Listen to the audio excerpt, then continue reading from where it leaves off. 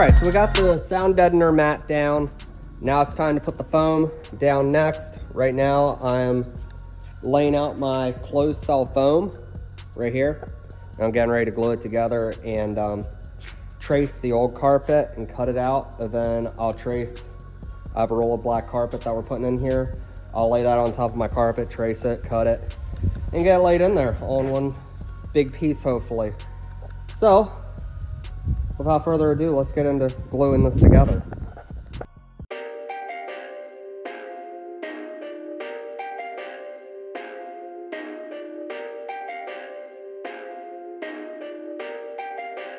Perfect.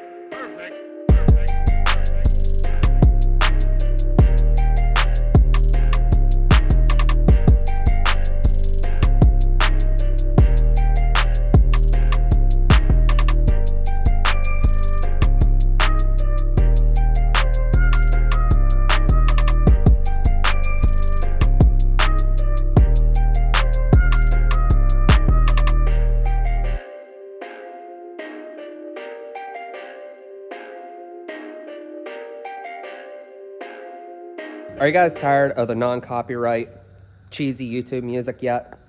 There's gonna be more in this video, don't worry. We got this beautiful 389 sitting here. I already did the carpet and the seats in it, as you guys already saw. I wish I would have talked to the customer before I did all that, because the plan was to just do that and stacks, which we're still gonna do the stacks. But after doing this, we talked and he's like, could you get the grimy smoke nastiness off the upholstery? And I was like, yeah I can. So I taped a line on the door to kind of show them, and it is going to turn out really nice. It's just a lot of work when they get this yucky, I guess you could say. I already did the carpet. This looked beige when I started. It's actually supposed to be gray like it is now, and I kind of just did a section right here to show how it can come clean. I mean, yeah, it's gonna be a lot better, and that's gonna get rid of the majority of the smell. Sadly, when you smoke in a truck, especially if you leave the windows up and whatnot else, it just, everything gets really grimy. Like it's got to go somewhere, and it's gonna soak into your upholstery is what it does. But we're gonna try and get that all out, or as much of it as I can. Let me show you what happens when condensation builds up due to it being hot or cold outside, and the cab heat's different when you have this much smoke sucked into your upholstery. This right here is from the material actually sweating and condensating, and it's drawing it out of the upholstery. So that means it's deep. And that's like, the corners here are pretty bad. Corners over in that section. Pretty much all up across the top of this headliner. So we got a lot of clean to do there, but first we're gonna do the stacks, because I've been working on the interior long enough. It's time to get the stacks put on, so let's go ahead and do that. Starting time-lapse music now. Actually, I get a lot of complaints about my time lapses. People want to see me do it in real time. So for the next 45 minutes to an hour, you guys get to see me mess around with clamps that probably aren't going to want to come loose. But if everything does come loose, it's going to take me like 20 minutes to take these stacks off. I never know. So it's probably just going to be a time lapse. Or I'll have to put it in slow motion so you guys can actually see me physically working. Otherwise, I might do it so fast you won't be able to see me do it anyways. We got work to do.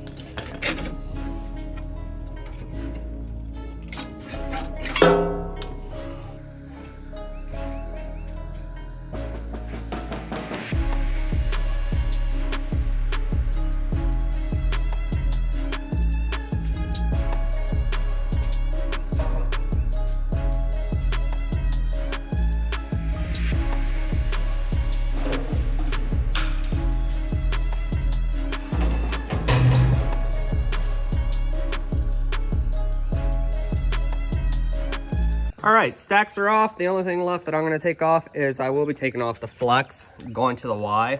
The Y pipe actually looks good. It's not rusting yet, so I'm just gonna replace the flex pipe, which honestly, it's pretty loose and you can tell it's been leaking and it doesn't flex at all anymore. So that's a problem. And that clamp back in there is also a problem. It's actually way too loose. It's letting it twist, which is letting it twist up front because the clamp up front's also loose. So I'm gonna go ahead and tighten those clamps up, replace this flex pipe. And yes, it would have been a lot faster to just hack this off with a Sawzall. Because I'm not planning on reusing this flex pipe, but it's good practice to use the cutting wheel. I nicked this one a little bit. The other side I didn't nick at all. But if you're not going to be replacing flex pipe, that's about the quickest way when you have a clamp that won't come loose, because these clamps clearly didn't have never seize on the bolts because they were solid. I couldn't get them to break loose. Anyhow, let me get that replaced and then we'll talk about the stacks we're going to be installing.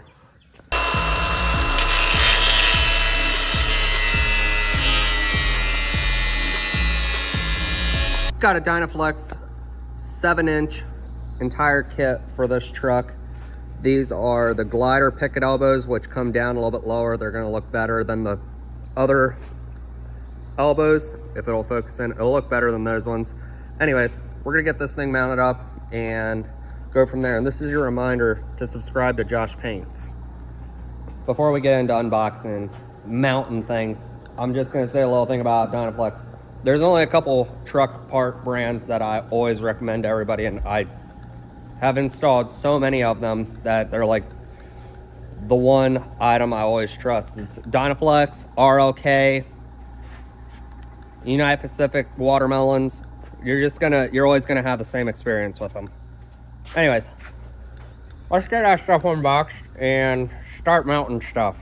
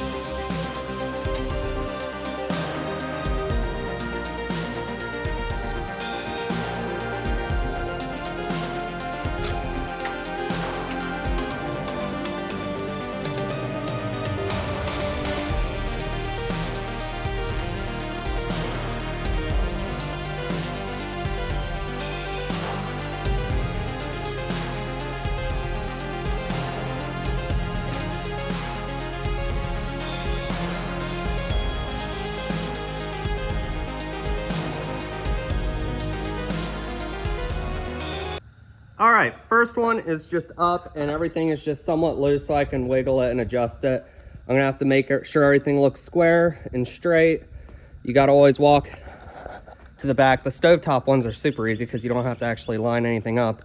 These ones are pretty easy too. Like if you go with like the chino style or turnouts of any sort, it's really hard to get them dead on that they're looking the same.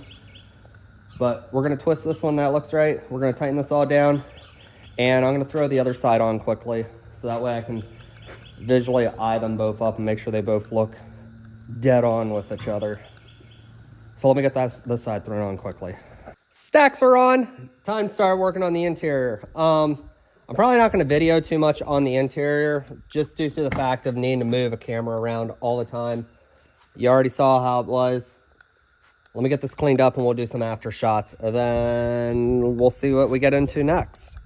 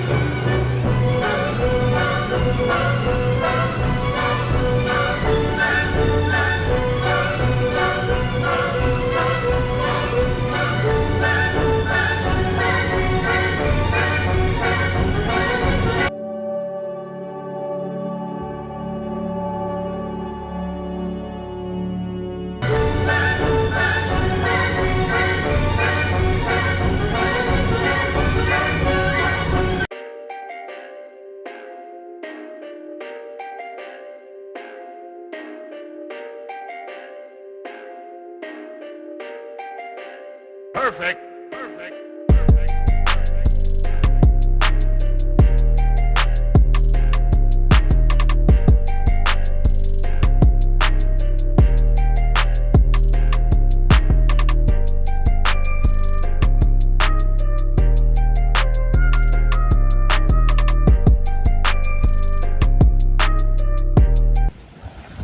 Well guys, it was a beautiful day and I pretty much got everything wrapped up, but now it's pouring down rain and I want to get this video up, so I'm not gonna have time to pull it out in the driveway and take too many beauty shots of it. So that's where we're at right now. I'm gonna show you this interior. I'm about 90% done with it. I gotta wipe the seats off because of all my smudges from everything and vacuum the floor one more time. But you guys already saw the floor, so let me just show you the interior and we're gonna call it good. All right? All right, you're not gonna hear me talking in the rest of this video. So if you enjoyed what you saw up to this point, you should subscribe. You just should. Or leave a comment or a like or whatever suits you best.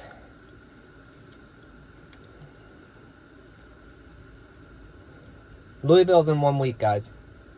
See you there. 1 week? 2 weeks. 2 weeks. A week and a half.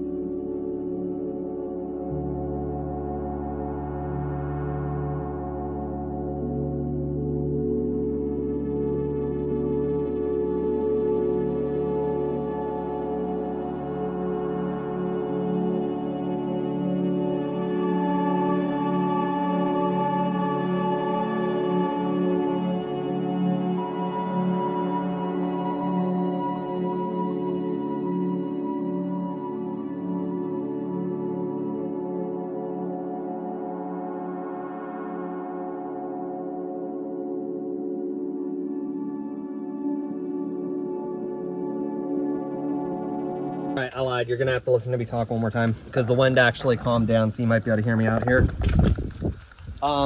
Not completely done with this truck. I still have to fix. There's a really bad air leak that I gotta find and fix, but it's really bad. So, yeah, it's windy over there. So it shouldn't be hard to find that. And then there's some hoses that need zip tied up in place and a couple other little odd things. And like I said, I gotta re-vacuum the floor out because I made a mess in there. Other than that, this truck's pretty much done. Beautiful truck. I kind of enjoy going from a 589 to working on a 389 again. That's got, you know, some miles on it. It's really nice working on new trucks, but something about giving something a facelift and a better life again just feels good. Thanks for watching.